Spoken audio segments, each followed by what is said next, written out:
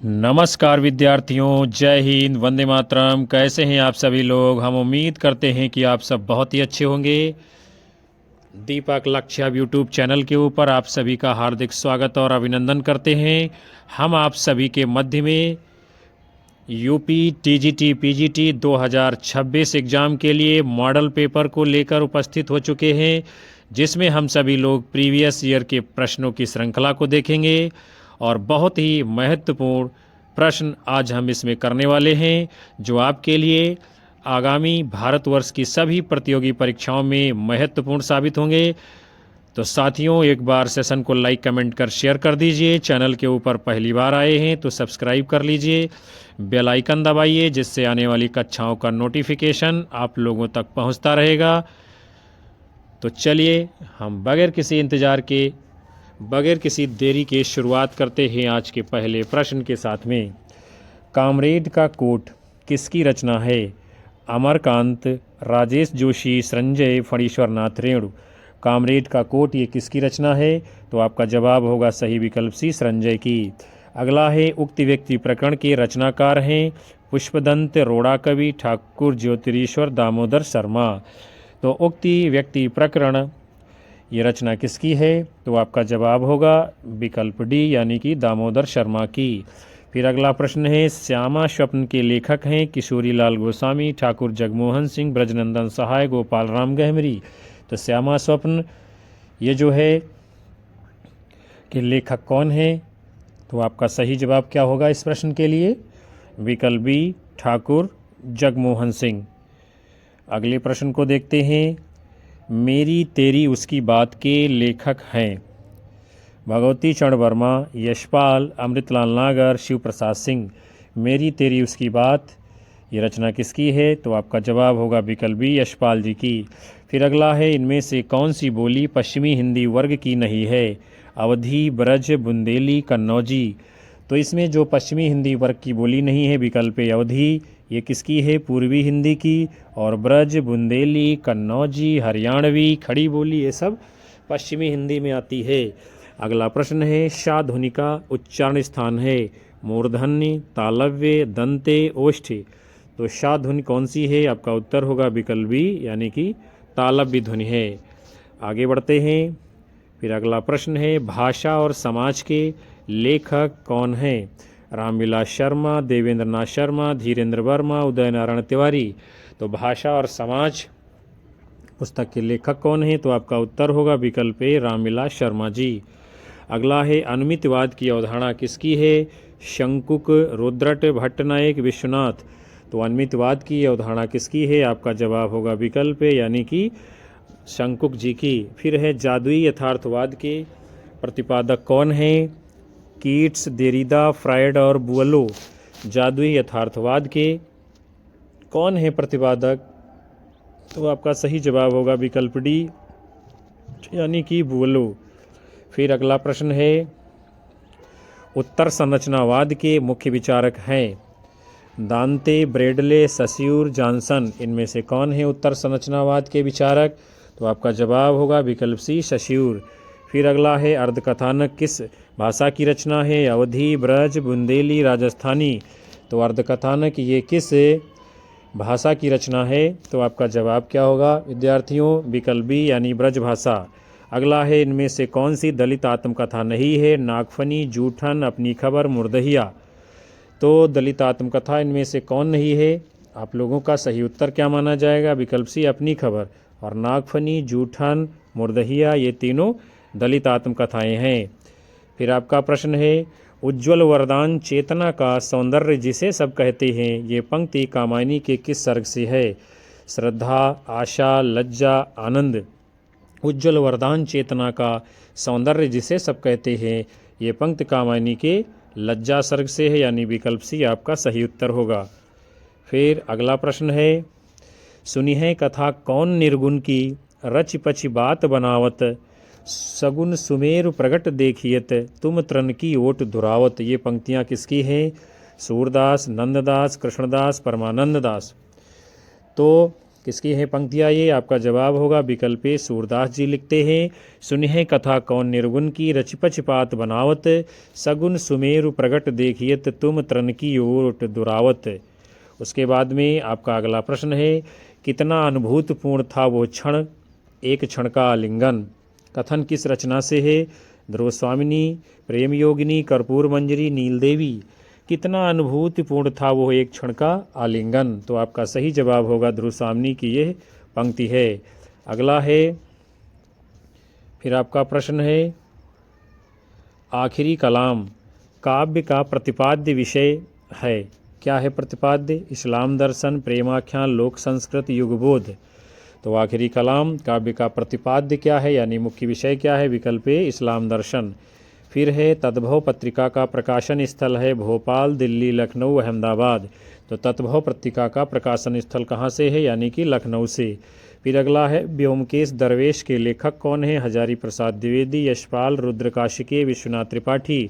तो व्योमकेश दरवेश के लेखक कौन है? आपका उत्तर होगा विकल्प डी विश्वनाथ त्रिपाठी। फिर अगला प्रश्न आप सभी के सामने है, इनमें से किस कवि का समावेश अज्ञेय संपादित चौथा सप्तक में किया गया है? जगदीश गुप्त, सुमन राजे, नागार्जुन, शंभुनाथ सिंह।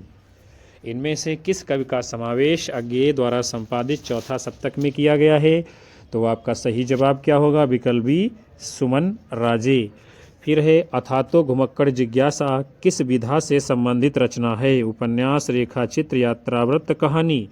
तो आप सब जानते हो अथातो घुमक्कड़ जिज्ञासा ये राहुल शांकरत्यायन जी का क्या है? यात्रा वृत्तांत, यानी विकल्प सी आपका उत्तर माना जाएगा। उसके बाद अगले प्रश्नों को हम लोग देखते हैं। सुमेलित कीजिए, यानी कि आपको अब करना है मिलान। अब एक एक प्रश्न में हम लोग 4-4, 5-5 प्रश्न एक साथ में देखेंगे। तो पत्रिकाएं हैं और उसके संपादक हैं। काव्य वचन सुधा, काव्य वचन सुधा के जो है संपादक कौन है? बताना है आप लोगों को, काव्य वचन सुधा के संपादक कौन है? तो इसके संपादक हैं भारतेंद्र बाबू हरिश्चंद्र। ब्राह्मण पत्रिका के संपादक कौन हैं? प्रताप नारायण मिश्र। हिंदी प्रदीप के संपादक कौन हैं? बालकृष्ण भट्ट। और विश्व भारती के संपादक कौन हैं? हजारी प्रसाद द्विवेदी। ये आपका सही मिलान कर दिया गया है। और इसमें आपका उत्तर कौन सा माना जाएगा कूट के रूप में? सही जवाब तो वो आपका विकल्प सी राइट आंसर होगा। आगे बढ़ते हैं। फिर अगला प्रश्न है, यहाँ भी क्या है? आपको सुमेलित करना है, मिलान करना है। कृतियाँ हैं और उनके रचनाकार हैं। तो सबसे पहले है स्मृत के दीप जलाए, ये रचना किसकी है? रामनाथ सुमन की है। भावों की तीर्थ यात्रा रचना किसकी है? तो ये विष्णु प्रभाकर जी की है। वे दिन वे लोग रचना किसकी है? तो ये शिवपूजन सहाय जी की है। और वन तुलसी की गंध ये रचना किसकी है? फणीश्वरनाथ रेणु जी की है। तो ये आपका सही मिलान हुआ। और इसमें जो आपका कूट सही माना जाएगा उत्तर के रूप में वो विकल्प बी सही जवाब होगा, विकल्प बी। आगे बढ़ते हैं, अगले प्रश्न को देखते हैं। सुमेलित कीजिए, कृतियाँ हैं और उनकी विधाओं से आपको मिलान करना है। तो एक कंठ विश्वाई, एक कंठ विश्वाई ये क्या है? ये गीत नाट्य है। अन्य से अनन्या ये क्या है? आत्मकथा है। एक बूंद सहसा उछली ये क्या है? आपका यात्रा वृत्तांत है। उत्तर योगी श्री अरविंद ये क्या है? किस विधा की रचना? तो ये आपकी जीवनी है। तो ये आपका सही मिलान कर दिया गया है। और इसमें जो आपका कूट सही माना जाएगा वो कौन सा होगा? विकल्प डी सही उत्तर होगा। अगले प्रश्न को देखते हैं। सुमेलित करना है, लंबी कविताएं हैं और उनके कवि हैं, आपको मिलान करना है। देखते हैं हम लोग। सबसे पहले हरिजन गाथा, ये लंबी कविता किसकी है? तो ये नागार्जुन जी की है। बाघ लंबी कविता किसकी है? तो बाघ लंबी कविता ये आपके केदारनाथ सिंह जी की है। शिवाजी का पत्र ये लंबी कविता किसकी है? तो ये निराला जी की है। और प्रमथ्यु गाथा ये लंबी कविता किसकी है? तो ये आपके धर्मवीर भारती जी की है। आपका सही मिलान कर दिया गया है। और इसमें जो कूट आपका उत्तर के रूप में सही माना जाएगा विद्यार्थियों, विकल्प ए ठीक होगा। आगे बढ़ते हैं। फिर आपका अगला प्रश्न है, सुमेलित करना है, पंक्तियां हैं और उनके लेखक हैं। देखते हैं हम लोग कौन सी पंक्ति किसकी है। तो सबसे पहले है, मैं साहित्य को मनुष्य की दृष्टि से देखने का पक्षपाती हूँ। ये है पंक्ति किसकी है? हजारी प्रसाद द्विवेदी जी की। फिर है नाद सौंदर्य से कविता की आयु बढ़ती है। ये कथन किसका है? रामचंद्र शुक्ल का। नाद सौंदर्य से कविता की आयु बढ़ती है। फिर अगला है साहित्य जन समूह के हृदय का विकास है। ये बालकृष्ण भट्ट जी का कथन है। फिर है आपका आचरण की सभ्यता का यह देश ही निराला है। ये सरदार पूर्ण सिंह जी का कथन है। आपका सही मिलान हो गया है और इसमें जो कूट सही माना जाएगा आपका उत्तर के रूप में वो विकल्प बी सही जवाब होगा। कौन सा? विकल्प बी। आगे बढ़ते हैं। फिर अगला प्रश्न है सुमेलित कीजिए। निबंध संग्रह है और उनके निबंधकार हैं। तो सबसे पहले है मेरे राम का मुकुट भीग रहा, ये विद्यानिवास मिश्र का निबंध है। प्रिया नीलकंठी ये कुबेरनाथ राय का है। ठेले पर हिमालय ये धर्मवीर भारती का है। आलोक पर्व हजारी प्रसाद द्विवेदी का है। ये आपका सही मिलान हो गया है। और कूट आपका कौन सा सही होगा इसमें उत्तर के रूप में? तो विकल्प सी आपका सही जवाब होगा। आगे बढ़ते हैं। फिर अगला प्रश्न है सुमेलित कीजिए। कवि हैं और उनकी काव्य पंक्तियां हैं, मिलान करना है आपको। तो सबसे पहले अज्ञेय जी हैं। अज्ञेय जी की कविता का नाम क्या है? तो इनमें से अज्ञेय की कविता है रूपों में एक अरूप सदा खिलता है। ये है अज्ञेय जी की कविता, रूपों में एक अरूप सदा खिलता है। फिर है निराला जी हैं। निराला जी की पंक्ति कौन सी है? बांधो ना नाव इस ठाव बंध। बहुत ही इंपॉर्टेंट है ये पंक्ति, बांधो ना नाव इस ठाव बंध, निराला जी। फिर है शमशेर बहादुर सिंह की पंक्ति है बात बोलेगी हम नहीं और भेद खोलेगी बात ही। फिर उसके बाद में पंत बचते हैं और पंत की कौन सी पंक्ति है इनमें? तो वो आपका होगा मुक्त करो नारी को, मुक्त करो नारी को मानव। ये पंक्ति है पंत जी की। तो ये आपका हो गया है सही मिलान और कूट जो आपका होगा विकल्प इसमें सही माना जाएगा। आगे बढ़ते हैं। फिर अगला प्रश्न है सुमेलित करना है। पंक्तियां हैं और उनके कवि हैं। केशव कहीं न जाय का कहिए। ये पंक्ति किसकी है विद्यार्थियों? केशव कहीं न जाय का कहिए। तो ये पंक्ति है आपके गोस्वामी तुलसीदास जी की। फिर है अभिगत गति कछु कहत न आवे। ये पंक्ति किसकी है? तो ये है सूरदास जी की। फिर है राम भगत अनियारे तीर। राम भगत अनियारे तीर ये पंक्ति किसकी है? तो ये कबीरदास की है। फिर जोई जोरी लाए रकत कई लेई। ये पंक्ति किसकी है? तो जोरी लाए रकत कई लेई ये जायसी जी की काव्य पंक्ति है। ये आपका सही मिलान हुआ और इसमें कूट जो आपका उत्तर के रूप में सही माना जाएगा विद्यार्थियों, विकल्प सी आपका सही जवाब होगा। फिर अगला प्रश्न है सुमेलित कीजिए। कृतियां हैं और उनके कवि यानी कि आचार्य हैं, बताना है कौन सी किसकी कृति है। तो सबसे पहले है रस रहस्य। ये रस रहस्य किसकी है? कुलपति मिश्र की। रस सारांश किसकी है? तो रस सारांश ये रचना है आपके भिखारी दास जी की। कविकुल कल्पतरु किसकी है? तो ये रचना है आपके चिंतामणि जी की। और ललित ललाम किसकी है? मतिराम जी की। ये आपका सही मिलान हो गया है और उत्तर इसमें कूट के रूप में जो आपका सही माना जाएगा वो विकल्प बी सही उत्तर होगा। अगले प्रश्न को देखते हैं। सुमेलित कीजिए। कविताएं हैं और उनकी भाषा की बात की जा रही है। कौन सी कविता किस भाषा में है? तो देखते हैं हम लोग। सबसे पहले है कवितावली। कवितावली किस भाषा में है? तो ये ब्रज भाषा की रचना है। पृथ्वीराज रासो ये किस भाषा की रचना है? तो पृथ्वीराज रासो ये डिंगल पिंगल है। फिर है बरवे नाई का भेद। ये किस प्रकार की रचना है? बरवे नाई का भेद तो ये आपकी अवधि की रचना है। फिर अमीर खुसरो की मुकरियाँ ये किस भाषा की रचना है? तो ये खड़ी बोली की है। ये आपका सही मिलान हो गया है और जो आपका इसमें देखते हैं कूट कौन सा सही होगा विद्यार्थियों जवाब के रूप में। तो आपका विकल्प डी सही उत्तर होगा। कौन सा? विकल्प डी। आगे बढ़ते हैं। फिर जो है अगला प्रश्न आपके सामने है। कुवलय माला कथा के रचनाकार हैं उद्योतन सूरि, मेरुतुंग, दामोदर शर्मा, हेमचंद्र। कुवलय माला कथा के रचनाकार कौन हैं? तो आपका सही जवाब क्या होगा? विकल्प ए उद्योतन सूरि। फिर अगला है खुसरो की रचना खालिक बारी वस्तुता है पहेलियों का संकलन, कह मुकरियों का संकलन, फारसी हिंदी शब्दकोश और मनोरंजन परक रचना। तो खुसरो की रचना जो खालिक बारी है विद्यार्थियों, ये किस प्रकार का ग्रंथ है? ये फारसी हिंदी का शब्दकोश है। फिर अगला प्रश्न आपके सामने है, किस समीक्षक ने विद्यापति की पदावलियों को जीव और परमात्मा के संबंध में रूपक माना है? हजारी प्रसाद द्विवेदी, आनंद कुमार स्वामी, शिव प्रसाद सिंह, रामरक्ष बेनीपुरी। किस समीक्षक ने विद्यापति की पदावलियों को जीव और परमात्मा के संबंध का रूपक माना है? तो आपका सही उत्तर क्या होगा? विकल्प बी, आनंद कुमार स्वामी ने। अगला प्रश्न है, सिंधी भाषा का विकास किस अपभ्रंश बोली से माना जाता है? ब्राचड़, पैशाची, मागधी, अर्धमागधी। तो सिंधी भाषा का विकास किससे हुआ है? विकल्प ए यानी कि ब्राचड़ से। अगला प्रश्न है, इनमें से कौन सी भाषा भारतीय संविधान की 8वीं अनुसूची में नहीं है? डोगरी, संथाली, बोडो, भोजपुरी। तो कौन सी नहीं है इनमें से 8वीं अनुसूची में? आपका उत्तर होगा विकल्प डी, भोजपुरी। और डोगरी, संथाली, बोडो ये तीनों जो है संविधान की 8वीं अनुसूची में शामिल भाषाएं हैं। फिर अगला प्रश्न है, इनमें से किस शब्द में उपसर्ग नहीं है? अपमान, अपराध, अपयश, अपमति। किसमें जो है उपसर्ग नहीं है? तो आपका जवाब क्या होगा विद्यार्थियों? विकल्प बी, अपराध में उपसर्ग नहीं है। और बाकी अपमान, अपयश, अपमत में उपसर्ग है।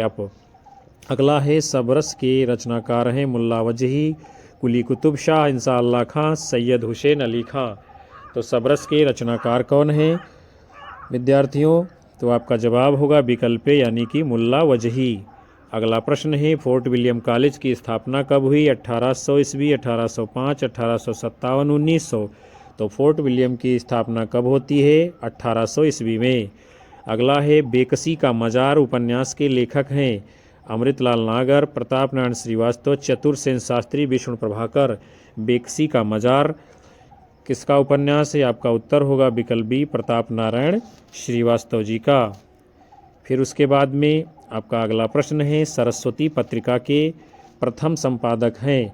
महावीर प्रसाद द्विवेदी, प्रताप नारायण मिश्र, बाबू श्याम सुंदरदास, ठाकुर शिव प्रसाद सिंह। तो सरस्वती पत्रिका के प्रथम संपादक हैं श्याम सुंदर दास जी। फिर अगला प्रश्न है, काव्य हेतुओं में व्युत्पत्ति का सही अर्थ है? परिश्रम, शब्द ज्ञान, लोक ज्ञान, प्रगाढ़ पांडित्य। काव्य हेतुओं में उत्पत्ति का सही अर्थ क्या माना जाता है? तो आपका जवाब होगा विकल्प बी यानी कि शब्द ज्ञान। अगला प्रश्न है, इनमें से कौन मनोविश्लेषणवाद से जुड़े विचारक नहीं हैं? Adler, Freud, Jung, Sartre. तो जो नहीं है मनोविश्लेषणवाद के विचारक वो हैं आपके विकल्प डी, सार्त्र। और एडलर, फ्रायड, युंग ये तीनों मनोविश्लेषणवादी विचारक हैं। अगला प्रश्न है, काव्य गुणों के प्रतिष्ठापक आचार्य हैं? रुद्रट, दंडी, वामन, अभय दीक्षित। तो काव्य गुणों के प्रतिष्ठापक आचार्य कौन है इनमें से? विकल्प सी यानी कि वामन जी। उसके बाद में अगला प्रश्न है, वैदग्ध्य भंगी भणिति ये सूत्र जो है किसका है? कुंतक, भोज, राजशेखर, पंडित राज जगन्नाथ। वैदग्ध्य भंगी भणिति ये सूत्र किसका है विद्यार्थियों? तो आपका जवाब होगा कौन सा? विकल्प ए यानी आचार्य कुंतक जी का। अगला प्रश्न है, हठ योग का प्रभाव निम्नलिखित कवियों में से किस पर पड़ा है? स्वयंभू, घाघ भड्डरी, गोरखनाथ, अद्दहमाण। तो हठ योग का प्रभाव किसके ऊपर पड़ा है? आपका जवाब होगा विकल्प सी, गोरखनाथ। अगला है, आचार्य रामचंद्र शुक्ल द्वारा स्थापित सिद्धांत नहीं है? विसंगति बोध, लोकमंगल की साधनावस्था, हृदय की मुक्तावस्था, विरुद्धों का सामंजस्य। तो जो शुक्ल जी का स्थापित सिद्धांत नहीं है आपका उत्तर होगा कौन सा? विकल्प ए, विसंगति बोध। और लोकमंगल की साधनावस्था, हृदय की मुक्तावस्था, विरुद्धों का सामंजस्य ये तीनों सिद्धांत स्थापित हैं शुक्ल जी की। अगला प्रश्न है, इनमें से संकलन त्रय में किसकी गणना नहीं होती है? समय संकलन, स्थान संकलन, प्रभाव संकलन, कार्य संकलन। संकलन त्रय की गणना में कौन नहीं आता है बताना है आपको। तो प्रभाव संकलन ये नहीं होता है, समय संकलन, स्थान संकलन, कार्य संकलन ये संकलन त्रय में आते हैं। अगला है, हिंदी जाति की अवधारणा के पुरस्कर्ता हैं अज्ञेय, रामविलास शर्मा, नगेंद्र, भगीरथ मिश्र। हिंदी जाति की अवधारणा के पुरस्कर्ता कौन है? आपका जवाब होगा रामविलास शर्मा। अगला प्रश्न है, भाषा और संवेदना के लेखक हैं? जगदीश गुप्त, रामस्वरूप चतुर्वेदी, रमेश चंद्र शाह, विजय देव नारायण शाही। भाषा और संवेदना के लेखक कौन हैं? तो आपका उत्तर होगा रामस्वरूप चतुर्वेदी जी। अगला प्रश्न आप सभी के सामने है, नूतन ब्रह्मचारी उपन्यास के रचनाकार हैं राधा कृष्णदास, ठाकुर जगमोहन सिंह, बालकृष्ण भट्ट, लज्जाराम मेहता। तो नूतन ब्रह्मचारी ये उपन्यास किसका है? बालकृष्ण भट्ट जी का। फिर है अंगद का पाँव के लेखक हैं हरिशंकर परसाई, धर्मवीर भारती, शरद जोशी, श्रीलाल शुक्ल। अंगद का पाँव के लेखक कौन हैं? तो आपका जवाब होगा विकल्प डी श्रीलाल शुक्ल जी। फिर उसके बाद में अगला प्रश्न है, कालीचरण किस उपन्यास का पात्र है? परती परिकथा, झूठा सच, मैला आंचल, गोदान। तो कालीचरण ये किस में आता है? उत्तर होगा विकल्प सी यानी मैला आंचल में। फिर हम लोग आगे बढ़ते हैं, अगले प्रश्न को देखते हैं, इनमें से कौन सी महिला कथाकार हिंदी की नहीं है? कृष्णा शोभती, राजी सेठ, मधु काकरिया, महाश्वेता देवी। तो जो महिला कथाकार हिंदी की नहीं है आपका उत्तर होगा विकल्प डी महाश्वेता देवी। अगला प्रश्न है, तुलसीदास की किस रचना में संत महंतों के लक्षण वर्णित हैं? वैराग्य संदीपनी, रामाज्ञा प्रश्न, पार्वती मंगल, जानकी मंगल। तुलसीदास की किस रचना में संत महंतों के लक्षण हैं? तो आपका जवाब होगा विकल्प ए वैराग्य संदीपनी। अगला प्रश्न है, दृष्टिकूट पदों की रचना किस कवि ने की है? कबीरदास, सूरदास, तुलसीदास, रहीमदास। तो दृष्टिकूट पदों की रचना करने वाले हैं विकल्प बी यानी कि सूरदास जी। आगे बढ़ते हैं, फिर अगला प्रश्न आपके सामने है, सुख सागर के रचनाकार हैं लल्लू लाल जी, सदल मिश्र, बाबू हरिश्चंद्र, मुंशी सदा सुखलाल। तो सुख सागर ये रचना किसकी है? सदा सुखलाल नियाज की। अगला है, बाल बोधिनी मासिक पत्रिका के संपादक थे प्रताप नारायण मिश्र, राधाचरण गोस्वामी, भारतेंद्र हरिश्चंद्र, ठाकुर जगमोहन सिंह। बाल बोधिनी ये पत्रिका किसकी है? कैसी पत्रिका थी? ये मासिक पत्रिका थी और इसके संपादक कौन थे? विकल्प सी भारतेंद्र हरिश्चंद्र जी। अगला प्रश्न है, जय वर्धमान नाटक के लेखक हैं डॉक्टर राम कुमार वर्मा, उपेंद्र नाथ तस्क, उदय शंकर भट्ट, सेठ गोविंद दास।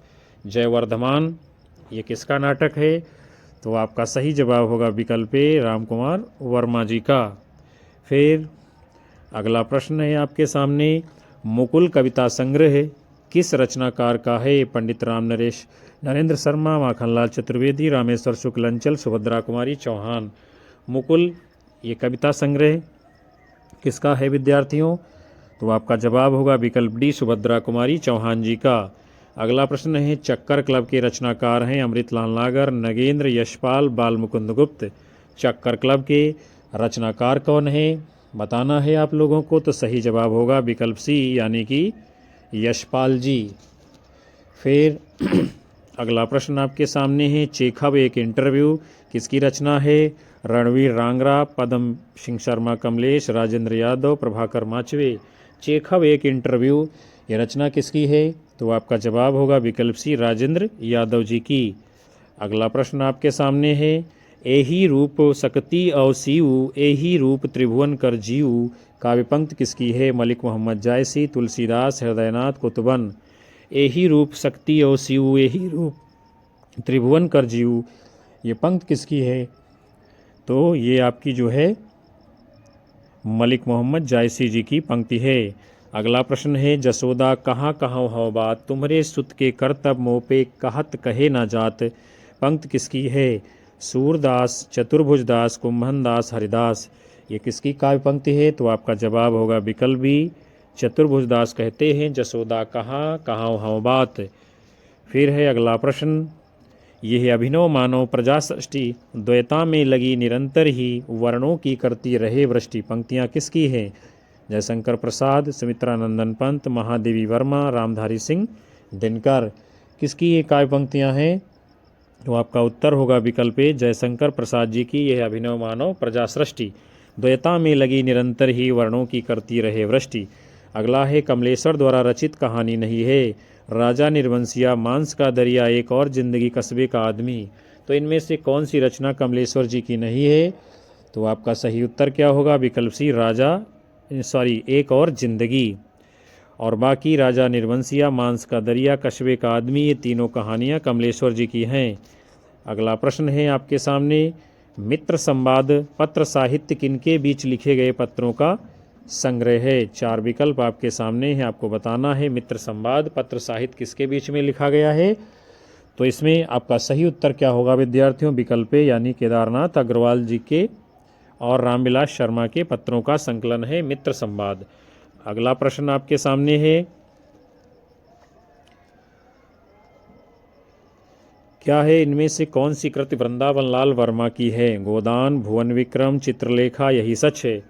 तो इनमें से वृंदावन लाल वर्मा जी की रचना का नाम क्या है विद्यार्थियों? आपका सही जवाब होगा विकल्प बी यानी कि भुवन विक्रम। फिर अगला प्रश्न आपके सामने है, इनमें से जीवनी परक उपन्यास नहीं है। खंजन नयन, मानस का हंस, पहला गिरमिटिया, भूले बिसरे चित्र। तो जो नहीं है जीवनी परक उपन्यास आपका, वो सही उत्तर होगा भूले बिसरे चित्र। खंजन नयन सूरदास की जीवनी, मानस का हंस तुलसीदास की जीवनी, पहला गिरमिटिया महात्मा गांधी की जीवनी संग्रहित हैं। अगला प्रश्न है, कौन सा उपन्यास अधूरा नहीं है? इरावती, मंगलसूत्र, चोटी की पकड़, रत्ना की बात। इनमें से कौन सा उपन्यास अधूरा नहीं है? तो रत्ना की बात। इरावती जयशंकर प्रसाद अधूरा, मंगलसूत्र प्रेमचंद अधूरा, चोटी की पकड़ निराला जी का अधूरा उपन्यास। लगता नहीं है दिल मेरा आत्मकथा की लेखिका हैं कृष्णा अग्निहोत्री, मन्नू भंडारी, मैत्री पुष्पा, पद्मा सचदेवा। लगता नहीं है दिल मेरा, ये किसकी है आत्मकथा? तो आपका सही उत्तर क्या माना जाएगा विद्यार्थियों? विकल्प ए कृष्णा अग्निहोत्री की आत्मकथा है लगता नहीं है दिल मेरा। फिर उसके बाद में आपका अगला प्रश्न है, सुमेलित कीजिए। अब फिर यहाँ हम लोग जो है 4-4, 5-5 प्रश्न एक ही प्रश्न के अंतर्गत अब देखने वाले हैं। तो कवि हैं और उनकी कृतियाँ हैं। तो देखते हैं हम लोग कौन सी कृति किसकी है। तो सबसे पहले कौन है? सत्यनारायण कविरत्न। सत्यनारायण कविरत्न की कौन सी रचना है? भ्रमरदूत। फिर जगन्नाथ दास रत्नाकर की रचना, इनमें से कौन सी है? तो जगन्नाथ दास रत्नाकर की रचना है गंगा लहरी। फिर रामचरित उपाध्याय जी की रचना कौन सी है? रामचरित उपाध्याय। तो रामचरित उपाध्याय की रचना है आपकी देवदूत और वियोगी हर की रचना है वीर सतसई। तो ये आपका सही मिलान कर दिया गया है विद्यार्थियों। और जो आपका कूट के रूप में इसमें उत्तर सही होगा वो कौन सा होगा? विकल्प बी उत्तर कूट के रूप में ठीक माना जाएगा। फिर अगला प्रश्न है, सुमेलित कीजिए। नाटक हैं और उनके पात्रों के साथ में आपको क्या करना है? मिलान करना है। तो देखते हैं हम लोग कौन सा पात्र किसमें है। तो सबसे पहले है अंधेर नगरी। अंधेर नगरी नाटक का पात्र कौन सा है? तो वे हैं नारायण दास। फिर कोर्ट मार्शल। कोर्ट मार्शल का पात्र कौन है? रामचंद्र हैं। फिर द्रौपदी नाटक का पात्र कौन है? सुरेखा है। और कौमुदी महोत्सव नाटक का पात्र कौन है? तो कौमुदी महोत्सव का है चाणक्य। तो ये आपका जो है सही मिलान कर दिया गया है। अंधेर नगरी में नारायण दास, कोर्ट मार्शल का पात्र है रामचंद्र, द्रौपदी की पात्र है सुरेखा और कौमुदी महोत्सव का पात्र है चाणक्य। ये आपका मिलान हुआ। और इसमें कूट कौन सा देखते हैं हम लोग सही माना जाएगा इस प्रश्न के लिए? तो वो आपका विकल्प सी उत्तर ठीक होगा। अगले प्रश्न को देखते हैं, सुमेलित कीजिए। कृतियाँ हैं और उनके रचनाकार हैं। देखते हैं हम लोग भरत मिलाप, ये रचना किसकी है विद्यार्थियों? तो भरत मिलाप ईश्वरदास की है। ध्यान मंजरी किसकी है? अग्रदास जी की है। रामायण महानाटक किसकी है? तो ये प्राणचंद्र चौहान की है। और अवध विलास ये रचना किसकी है? तो अवध विलास लालदास जी की रचना है। ये आपका सही मिलान कर दिया गया है। और इसमें आपका कूट कौन सा सही होगा? तो वो आपका विकल्प ए ठीक उत्तर माना जाएगा। अगले प्रश्न को देखते हैं, सुमेलित कीजिए। सुमेलित करना है आपको जो है कृतियाँ हैं और उनके रचनाकार हैं। तो सबसे पहले हैं नंददास जी। नंददास जी की रचना का नाम क्या है? रूपमंजरी है, आप सब लोग जानते हो। फिर है श्री भट्ट जी। श्री भट्ट की रचना कौन सी है? युगल शतक है। फिर उसके बाद में है रसखान जी। रसखान की रचना का नाम क्या है? प्रेम वाटिका, ये भी आप लोग जानते हो। फिर है हरिराम व्यासदेव जी, इनकी रचना का नाम क्या है? रागमाला। तो नंददास की रूपमंजरी, श्री भट्ट की युगल शतक, रसखान की प्रेम वाटिका, हरिराम व्यास की रागमाला। ये आपका सही मिलान हो गया है। और इसमें जो आपका कूट सही होगा उत्तर के रूप में विद्यार्थियों, वो कौन सा? विकल्प ए सही जवाब माना जाएगा। अगले प्रश्न को देखते हैं हम लोग। सुमेलित कीजिए। यहाँ भी आपको क्या करना है? मिलान करना है। उक्तियाँ हैं और उनके आचार्य हैं, उनका मिलान करना है। तो देखते हैं हम लोग जो है, सबसे पहले है शब्दार्थ शरीरम तावत काव्यम। शब्दार्थ शरीरम तावत काव्यम, यह उक्त किसकी है? तो यह है दंडी जी की। फिर है काव्यम ग्राह्यम अलंकारात, यह उक्त किसकी है? काव्यम ग्राह्यम अलंकारात, तो ये है आपके आचार्य वामन जी की। फिर उसके बाद में है मुख्यार्थ हतिर्दोषः। मुख्यार्थ हतिर्दोषः, यह जो है उक्त किसकी है? तो ये मम्मट की है, मुख्यार्थ हतिर्दोषः। फिर है करोति कीर्तिम प्रीतिम च साधु काव्य निवेशनम, यह उक्त किसकी है विद्यार्थियों? तो यह है भामा जी की, करोति कीर्तिम प्रीतिम च साधु काव्य निवेशनम। तो शरीरम तावत काव्यम दंडी की है, काव्यम ग्राह्यम अलंकारात वामन की है, मुख्यार्थ हतिर्दोषः ये आपके मम्मट की है, करोत कीर्तिम प्रीतिम च साधु काव्य निवेशनम ये किसकी है? भामा जी की। और विकल्प बी इसमें कूट आपका उत्तर के रूप में सही माना जाएगा। फिर अगले प्रश्न को देखते हैं। स्थापना है और उसके विद्वान हैं, मिलान करना है। इसमें भी आपको जो है, तो चलिए हम लोग मिलान करते हैं। महान कवि वही हो सकता है जो साथ में गंभीर दार्शनिक हो। ये किसने कहा है? कॉलरिज ने कहा है महान कवि वही हो सकता है जो साथ में दार्शनिक हो। फिर दूसरी बात क्या है? दूसरी बात में कहा जा रहा है कविता व्यक्तित्व की अभिव्यक्ति नहीं, व्यक्तित्व से पलायन है। ये है टी.एस. एलियट की उक्ति। फिर तीसरी बात क्या है? काव्य भाषा तथ्यात्मक नहीं रागात्मक होती है। ये कौन कहता है? रिचर्ड्स। काव्य भाषा तथ्यात्मक नहीं रागात्मक होती है, रिचर्ड का कथन है। फिर अगला है महान व्यक्तित्व ही महान विचारों से संपन्न होता है। ये लॉन्जाइनस का कथन है, महान व्यक्तित्व ही महान विचारों से संपन्न होता है। ये आपका सही मिलान हो गया है। और इसमें जो आपका कूट सही माना जाएगा विद्यार्थियों, वो कौन सा होगा? उत्तर के रूप में विकल्प डी सही जवाब होगा। अगले प्रश्न को देखते हैं। क्या है? उदाहरण है और उनको अलंकारों के साथ में आपको मिलान करना है। चलिए हम लोग देखते हैं। द्रग ऊर्झत टूटत कुटुम जुरत चतुरचित प्रीति परत गांठ दुर्जन ये दई नई हरित, इसमें कौन सा अलंकार है? तो इसमें असंगत अलंकार है। फिर है चंचल अचला सा नीलांबर। चंचल अचला सा नीलांबर, तो ये है, यानी इसमें कौन सा अलंकार है? तो इसमें उपमा अलंकार है, चंचल अचला सा नीलांबर। फिर आपका अगला उदाहरण है खिला हो ज्यों बिजली का फूल मेघ बन बीच गुलाबी रंग, तो इसमें आपका कौन सा अलंकार है? तो खिला हो ज्यों बिजली का फूल मेघ बन बीच गुलाबी रंग, इसमें उत्प्रेक्षा अलंकार है। फिर आपका अगला है अंबर पनघट में डुबो रही तारा घटूषा नागरी, यानी इसमें रूपक अलंकार है। ये आपका सही मिलान हो गया है। और जो उत्तर आपका सही होगा इस प्रश्न के लिए विद्यार्थियों, वो विकल्प बी कूट सही माना जाएगा। अगले प्रश्न को देखते हैं। सुमेलित कीजिए। पंक्तियां हैं और उनके कवियों के साथ में आपको मिलान करना है। देखते हैं। सबसे पहले है कितना अकेला हूँ मैं इस समाज में, तो ये पंक्ति किसकी है? रघुवीर सहाय जी की, कितना अकेला हूँ मैं इस समाज में। अगला है पिस गया वो भीतरी और बाहरी दो कठिन पाटों के बीच, तो ये पंक्ति किसकी है? मुक्तिबोध जी की, पिस गया वो भीतरी और बाहरी दो कठिन पाटों के बीच। फिर उसके बाद में अगली पंक्ति है वे पत्थर जोड़ रहे हैं तुम सपने जोड़ रहे हो, ये पंक्ति किसकी है? नागार्जुन जी की, वे पत्ते जोड़ रहे हैं तुम सपने जोड़ रहे हो। फिर अगली पंक्ति है क्या है? मैं ही बसंत का अग्रदूत हूँ, ये किसकी पंक्ति है? निराला जी की, मैं ही बसंत का अग्रदूत हूँ। तो ये आपका सही मिलान हो गया। और इसमें जो कूट सही माना जाएगा विद्यार्थियों उत्तर के रूप में, वो जवाब आपका कौन सा होगा? विकल्प ए उत्तर माना जाएगा। आगे बढ़ेंगे। फिर आपका अगला प्रश्न है, यहाँ भी क्या है? मिलान करना है, सुमेलित करना है, यानी कवि हैं और उनकी जनपदी भाषा कौन सी है उससे आपको मिलान करना है। तो सबसे पहले कौन है?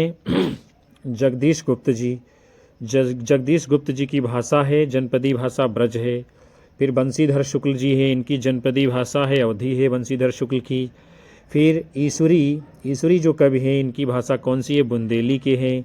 और सूर्यमल मिश्र, इनकी जो है जनपदी भाषा कौन सी है? राजस्थानी है सूर्यमल मिश्र की। तो जगदीश गुप्त की जो है ब्रज भाषा है, बंशीधर शुक्ल की अवधी है, ईश्वरी की बुंदेली है, सूर्यमल मिश्रण की राजस्थानी है। ये आपका सही मिलान हो गया।